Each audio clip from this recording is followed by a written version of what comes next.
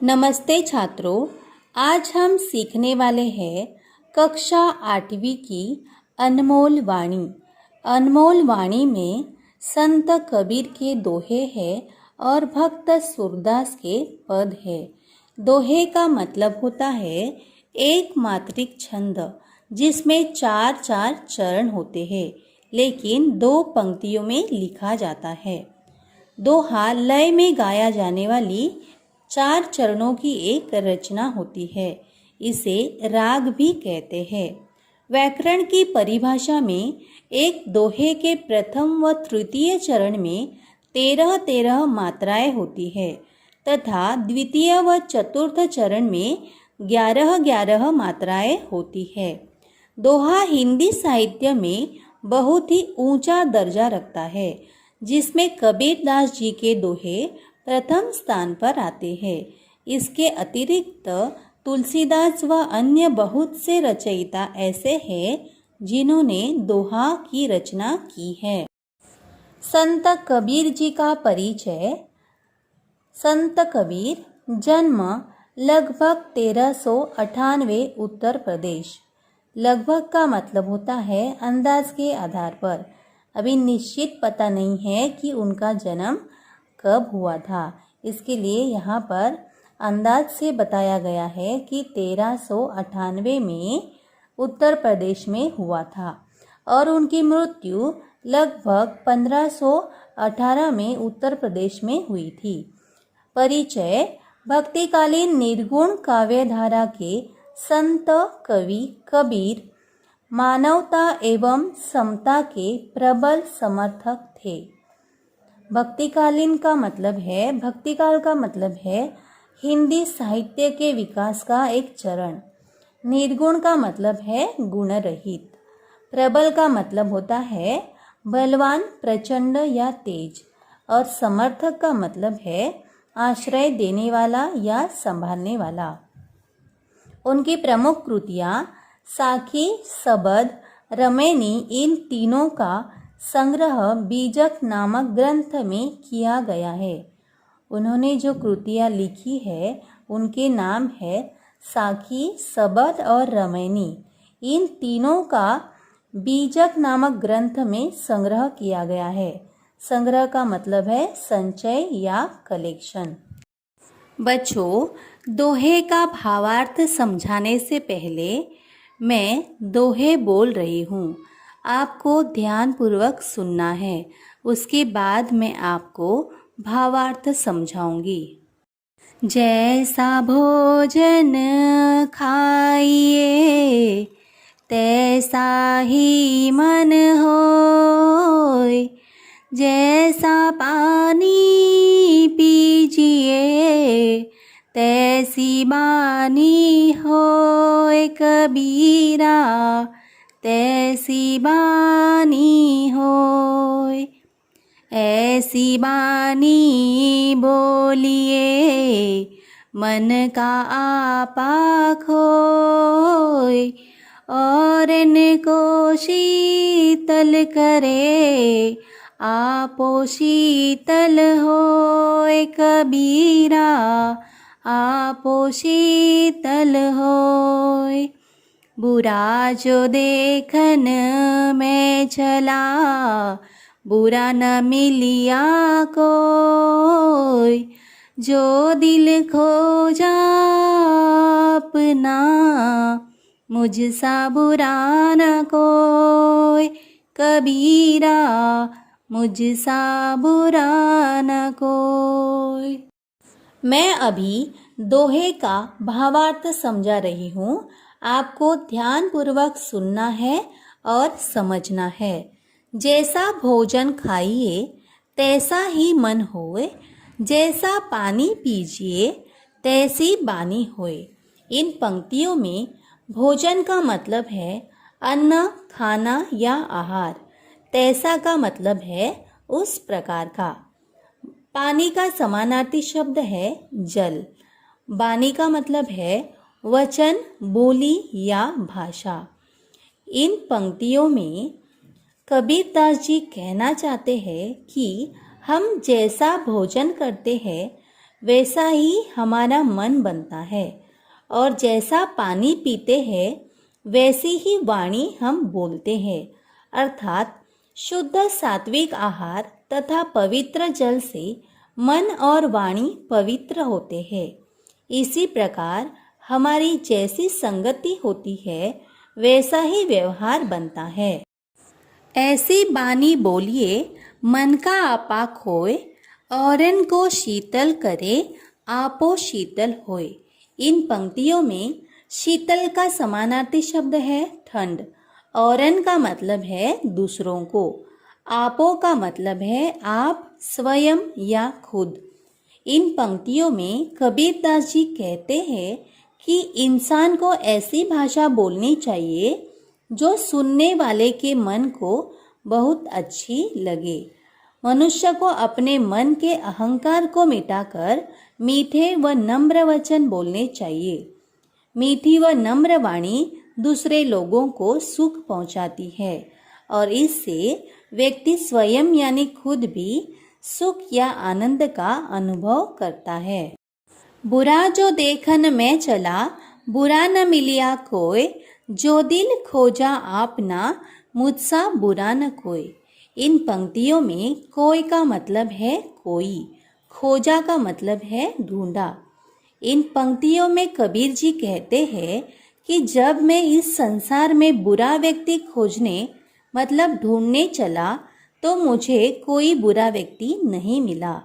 जब मैंने अपने मन में झांक कर देखा तो मैंने महसूस किया कि इस दुनिया में मुझसे बुरा और कोई नहीं है। अर्थात हम लोग दूसरों की बुराइयां बहुत देखते हैं, लेकिन अगर आप खुद के अंदर झांक कर देखें तो पाएंगे कि हमसे बुरा कोई इंसान नहीं है। बच्चों, संत कबीर अपने दोहे के माध्यम से यह कहना चाहते हैं कि मनुष्य को ईमानदारी से जीवन जीना चाहिए। मनुष्य को अपना अहंकार मिटाकर मीठे व नम्र वचन बोलने चाहिए। दूसरों के दुर्गुणों को न देखते हुए अपने गुणों का विकास करना चाहिए। यह संत कबीर अपने दोहे के माध्यम से बताना चाहते हैं। भक्त सूरदास जन्म लगभग 1478 आगरा उत्तर प्रदेश में हुआ था और उनकी मृत्यु 1563 से 1591 के बीच हुई थी। उनका परिचय सूरदास जी वात्सल्य रस के सम्राट माने जाते हैं। आपका नाम कृष्ण भक्ति धारा को प्रवाहित करने वाली कवियों में सर्वोपरि है। यहाँ पर वात्सल्य का मतलब है माता का पुत्र के प्रति प्रेम, बड़ों का बच्चों के प्रति, गुरुओं का शिष्य के प्रति प्रेम, बड़े भाई का छोटे भाई के प्रति प्रेम आदि का भाव स्नेह कहलाता है। यही स्नेह का भाव परिपुष्ट होकर वात्सल्य रस कहलाता है। प्रवाहित का मीनिंग है बहता हुआ और सर्वोपरि का मतलब है सबसे ऊपर। उनकी प्रमुख कृतियां हैं सूर सागर, सूर सारावली, साहित्य लहरी, नल दमयंती आदि। यह उनकी लिखी हुई रचनाएं हैं। बच्चों, मैं अभी सूरदास जी के पद पढ़ रही हूँ और समझा रही हूँ। आपको ध्यानपूर्वक सुनना है और समझना है। मैया कबही बढ़ेगी चोटी, किति बार मोही दूध पियत भई, यह अजहू है छोटी, तू जो कहती बल की बेनी जो, हवे है लांबी मोटी, काचो दूध पियावत पची पची देत न माखन रोटी, सूर श्याम चिर जीवो दो भैया हरि हलधर की जोटी। इन पंक्तियों में मैया का मतलब है माँ या माता, कबही का मतलब है कब, बढ़ेगी का मतलब है बड़ी होगी, चोटी का मतलब होता है बेणी, किति का मतलब है कितनी, मोही मतलब मैं, अबहू का मतलब होता है अब तक, बेनी मतलब चोटी, काचो मतलब कच्चा। पची पची का मतलब होता है बार बार। चिरजीवी का मतलब है लंबी आयु।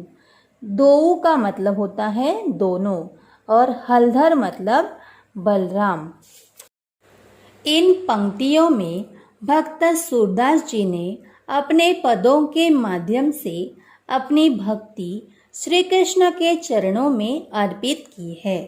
श्री कृष्ण की बाल सुलभ लीलाओं का वर्णन करना सूरदास जी की विशेषता रही है।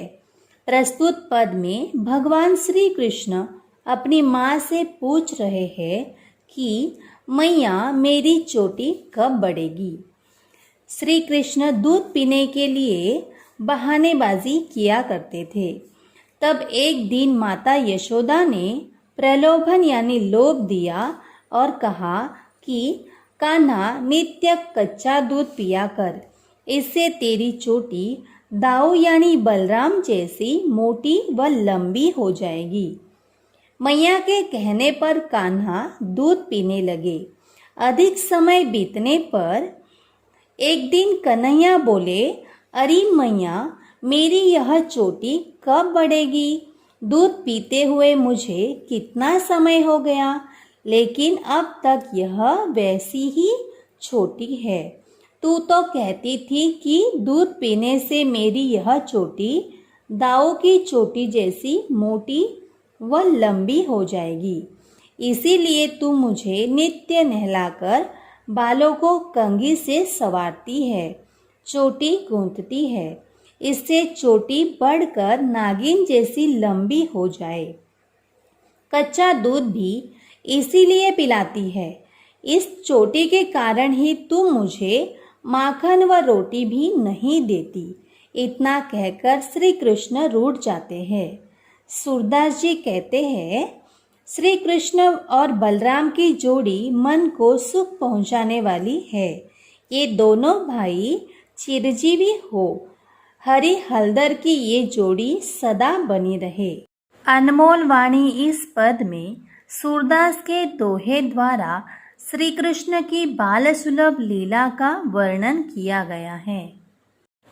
स्वाध्याय सूचना के अनुसार कृतियाँ करो। उसमें पहला प्रश्न है कृति पूर्ण करो। उसमें है ऐसी वाणी बोलनी है जिससे मनुष्य के मन का अहंकार मिट जाए, मनुष्य को सुख मिले। प्रश्न 2, कविता में इस अर्थ में आए शब्द लिखो। उसमें पहला शब्द है ठंडा, उसका उत्तर है शीतल। दूसरा शब्द है कोई, उसका मतलब है कोय। तीसरा है बलराम, उसका मतलब है हलधर। चौथा शब्द है मक्खन, उसका मतलब है माखन। प्रश्न 3, आकृति पूर्ण करो। उसमें प्रश्न दिया हुआ है श्री कृष्ण द्वारा चोटी के संदर्भ में की गई बातें। इसका उत्तर है चोटी कब बढ़ेगी, वह छोटी ही है। दाऊ भैया की चोटी के समान यह लंबी और मोटी कब हो जाएगी। प्रश्न 4, भोजन का प्रभाव टिप्पणी लिखो। इसका उत्तर है हम जैसा भोजन करते हैं वैसा ही हमारा मन बनता है, और जैसा पानी पीते हैं वैसी ही वाणी बोलते हैं। इसी प्रकार हमारी जैसी संगति होती है वैसा ही व्यवहार बनता है। अर्थात जीवन का निर्वाह करने के लिए हमें सदैव सकारात्मक दृष्टिकोण रखना चाहिए।